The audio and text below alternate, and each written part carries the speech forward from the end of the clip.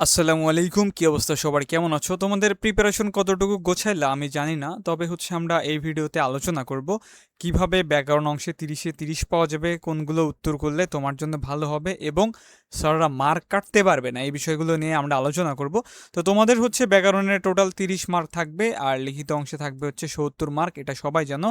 আর প্রত্যেকটা প্রশ্নেরই ক থাকে এবং অথবা থাকে, যার যেটা ভালো লাগে ওইটা উত্তর করতে পারবা। তারপরে এই ক্লাসটা কেন বানানো হচ্ছে, কোনগুলো উত্তর করলে ভালো হবে এইটা বুঝানোর জন্য আর কি। তো আমরা 1 নম্বর প্রশ্ন থেকেই তো শুরু করব। 1 নম্বরের কতে বড় প্রশ্ন থাকবে এরকম, উদাহরণ সহ অধ্বনি উচ্চারণের 5টা নেম লেখো। এ ধ্বনি ম ফলা ব ফলা জ ফলা উচ্চারণ রীতি কাকে বলে? তো এই ধরনের ধরো যে এই 6টার মধ্যে যে কোনো একটা থাকলো বা থাকবে 100% শিওর।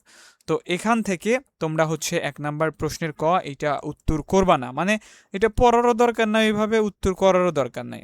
আর তোমরা চাইলে ব্যাকআপ হিসাবে পড়তে পারো, তবে উত্তর করার দরকার নাই। আমরা উত্তর করব কোনটা? আমরা উত্তর করব অথবা। অথবাতে কি থাকবে? যে কোনো 5টি শব্দের উচ্চারণ লেখো, অর্থাৎ 8টা শব্দ দেওয়া থাকবে, ওই শব্দগুলোর আমাদের সঠিক উচ্চারণ লিখতে হবে। ঠিক আছে? তো আমরা অর্থাৎ প্রমিত উচ্চারণ লিখতে হবে। এইগুলোর উপর ক্লাস দেওয়া আছে, তুমি চাইলে ক্লাস করতে পারো অথবা আমাদের সাজেশন নিতে পারো। 99 টাকা করে একটা সাজেশন দেওয়া হচ্ছে, 100% কমন পাবে একদম। ওই সাজেশনের বাইরে থেকে আসবেই না, বাংলা দ্বিতীয় পত্র এরকমই হয়। তো এখান থেকে আমরা 1 নম্বর প্রশ্নের অথবাটা উত্তর করব, অর্থাৎ আমরা ক নাম্বারটা উত্তর করব না। কেন খ উত্তর করব এবং কেন ক উত্তর করব না আমি তোমাকে বলে দিচ্ছি। ধরো যে তুমি 1 নম্বর প্রশ্নের ক উত্তর করলা, তোমাকে 5টা নিয়ম লিখতে হবে, দেন 3টা 4টা করে উদাহরণ দিতে হবে, অনেক সময় লেগে যাবে। আর তুমি যদি অথবা উত্তর করো, অথবাতে কি হবে? জাস্ট এই শব্দগুলো তুলে তুমি সঠিক উচ্চারণ লিখে দিবা, যে 5টা পারো ওই 5টা লিখে দিলেই হয়ে গেল। আর এইগুলাতে তোমার স্যাররা মার্ক কাটতে পারবে না। সাপোজ তুমি 8টার মধ্যে 4টা পারতেছো বা 4টা হয়েছে তোমার, এখানে কিন্তু 4 মার্কই তুমি পাচ্ছ। আর এইগুলা যদি তুমি লেখো, তোমার একদম অনেক বড় করে তো লিখতে হয়, দেন স্যাররা চাইলেও একদম ফুল মার্ক দেয় না, ঝামেলা করে। 1-2টা ভুল গেলে তো বুঝতেইছো। এখানে তোমার এই যে 3-4 এরকম করে দিয়ে রাখবে।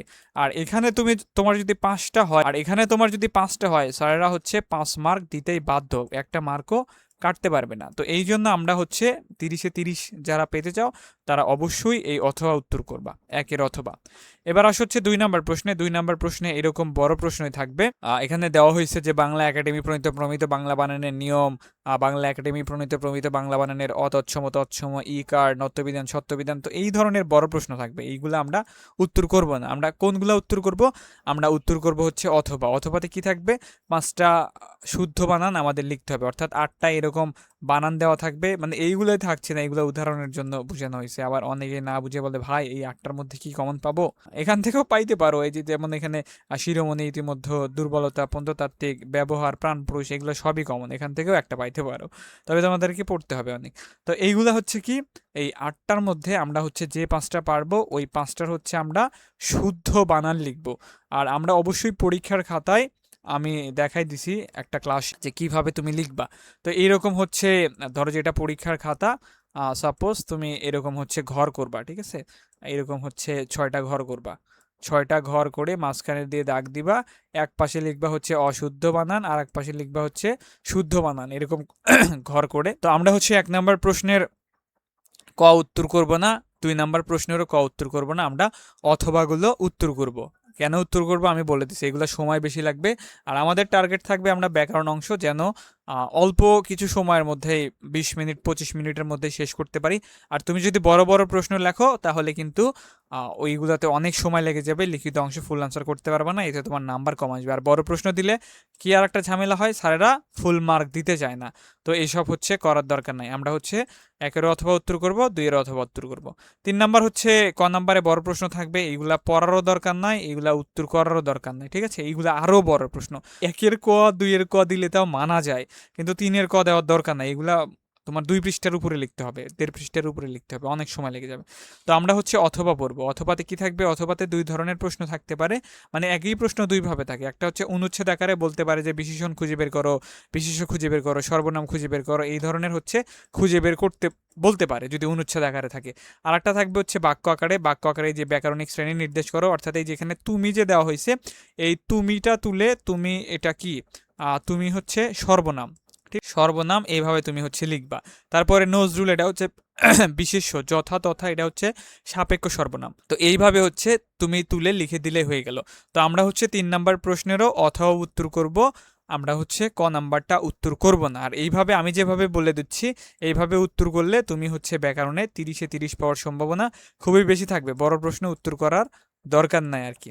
তারপরে আসো 4 নাম্বার প্রশ্নে। 4 নাম্বার প্রশ্নে তোমরা হচ্ছে 2টা প্রশ্ন পড়বা, উপসর্গ হচ্ছে ব্যাকআপ হিসাবে পড়বা আর সমাস পড়বা, ঠিক আছে। এখানে যদি সমাস দেখো, সমাস তো একটু ঝামেলা করে, নিয়ম কানুন অনেক পড়তে হয়, দেন হচ্ছে এগুলো তো মুখস্থর বিষয় নয়, এভাবে মুখস্থ করলে মনে থাকে না।